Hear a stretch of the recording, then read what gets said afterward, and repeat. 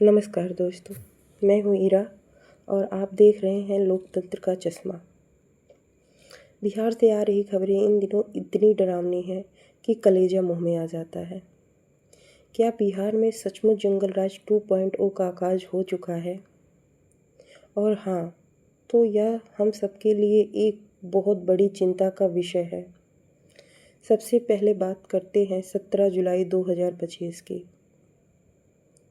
पटना के पारस हॉस्पिटल जैसे सुरक्षित जगह पर पिस्टल लिए बदमाश बेखौफ घुसते हैं और चंदन मिश्रा को गोली मारकर फरार हो जाते हैं।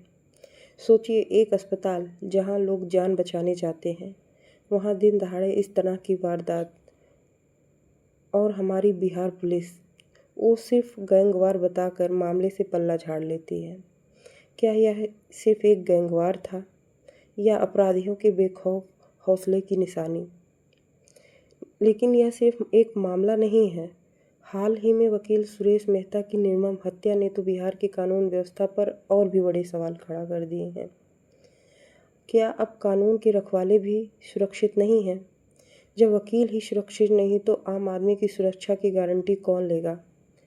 और ये सब सिर्फ हमारी बातें नहीं हैं। राष्ट्रीय अपराध रिकॉर्ड ब्यूरो यानी एनसीआरबी के आंकड़े भी इसी भयावह तस्वीर की पुष्टि करते हैं। जरा इन आंकड़ों पर गौर कीजिए। साल 2021 में बिहार में हत्या के 2799 मामले दर्ज हुए थे। 2022 में यह बढ़कर 2930 हो गई। 2023 में 2863 हत्याएं दर्ज की गई थी।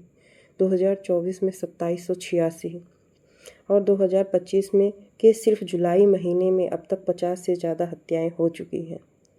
ये आंकड़े बताते हैं कि हत्या के मामलों की संख्या कोई अचानक बढ़ा हुआ आंकड़ा नहीं है, बल्कि कुछ सालों से यह लगातार उसी ऊंचे स्तर पर बना हुआ है। और ये तो सिर्फ दर्ज हुए मामले हैं, ना जाने कितने तो रिपोर्ट भी नहीं होते होंगे।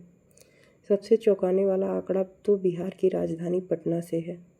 एनसीआरबी के डाटा के अनुसार पटना के प्रति लाख जनसंख्या पर हत्या की दर सबसे अधिक 5.2 है।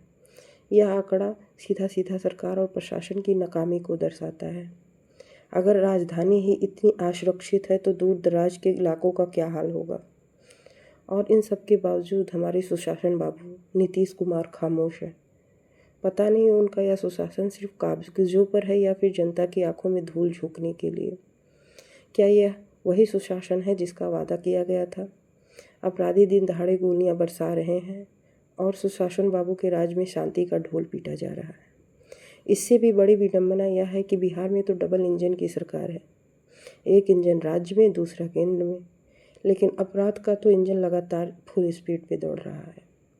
ये डबल इंजन मिलकर भी अपराध को क्यों नहीं रोक पा रहे हैं?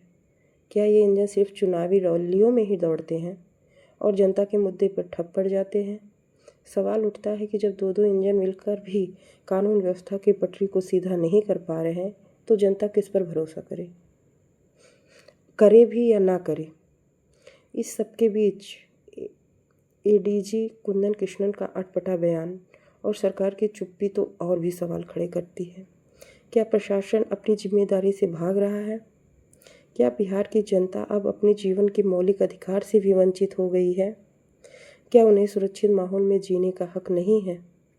चिराग पासवान जैसे नेता इस गंभीर मुद्दे पर लगातार सवाल उठा रहे हैं, जो कि स्वयं सत्ता पक्ष के समर्थक हैं। लेकिन सवाल यह है कि इन आवाज़ को सुनने वाला कौन है? क्या सरकार और प्रशासन इन आंकड़ों और ज़मीनी हकीकत को देखकर अपनी आंखें खोलेंगे या बिहार की जनता को अपने हाल पर छोड़ दिया जाएगा?